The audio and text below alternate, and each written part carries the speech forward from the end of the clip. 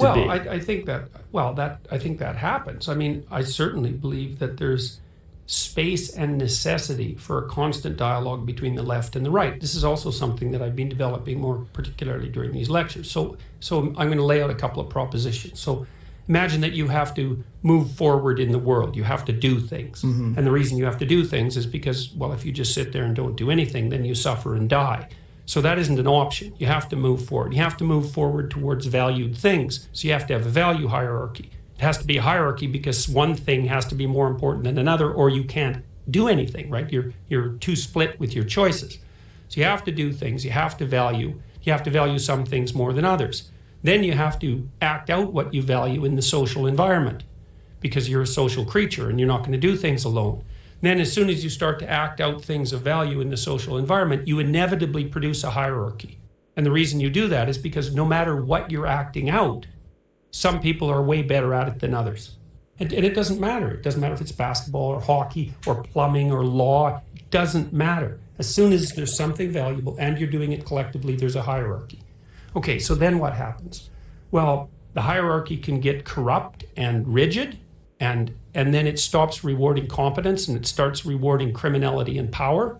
And so there's always the danger the hierarchy will become corrupt. The right-wingers say, we really need the hierarchies and we should abide by them. That's sort of the motif of patriotism and positive group identity. And the left-wingers say, yeah, but wait a second.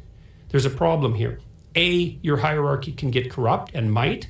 And B, because some people are way better at it than others, you're going to produce a bunch of dispossessed people at the bottom.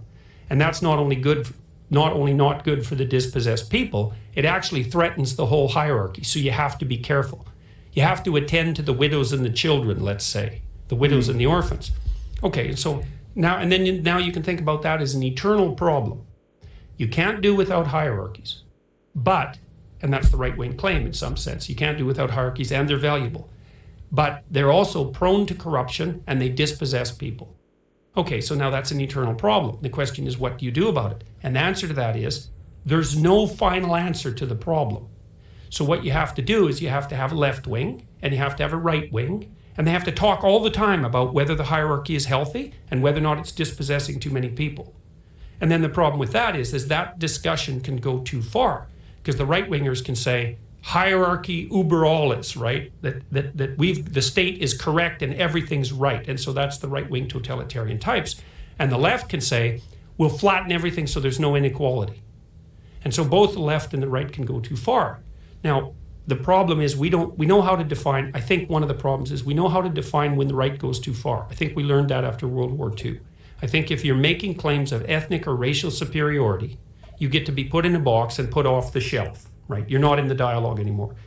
It's obvious that the left can go too far, even though they're necessary participants in the discussion, but we don't know how to define when they've gone too far. And we don't have an obvious example. No, and you might think, well, that's the moderate leftists' problem. It's their moral responsibility to dissociate themselves from the radicals, just as it's the moral responsibility of reasonable conservatives to dissociate themselves from the John Birch and Ku Klux Klan types. That's a very important point. But it isn't just the moderate left's problem, because even the people on the right don't know what to point to when they say, no, you've gone too far as a leftist. Now, I've tried to, it's complicated because I think it might be more than one policy. I think the really deadly leftist presumption is equality of outcome. I think as soon as you start talking about equality of outcome, you should be put in a box and put off the shelf. But it isn't obvious why. Like, that doesn't sound like, white people overall. It doesn't have the same guttural punch that the excess of the right has. It's, right. Well, you're for equality of outcome. Why is that bad? Well, it's bad because when you play it out in society, and there's endless evidence for this, it's an instantaneously murderous doctrine. And I think it's because it shifts so quickly into a victimizer narrative. I've had a great opportunity, in the last month and a half. I got asked to write the preface to the 50th anniversary edition of Solzhenitsyn's Gulag Archipelago. And so I've been writing that. And one of the things Solzhenitsyn did, which was one of the things that made that book arguably the greatest work of nonfiction of the 20th century, I mean, it's in the top 10 anyways, was to point out very clearly that the excesses of the Russian Revolution started right away. It wasn't that Lenin was a pretty good guy and then Stalin came in and corrupted everything. It was like Lenin was not a pretty good guy. The revolution got bloody really fast.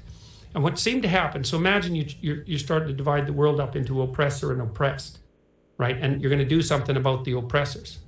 The problem is that you can define people multiple ways. This is the intersectionality problem. And almost everybody can be defined in terms of their group identity in some way that makes them an oppressor.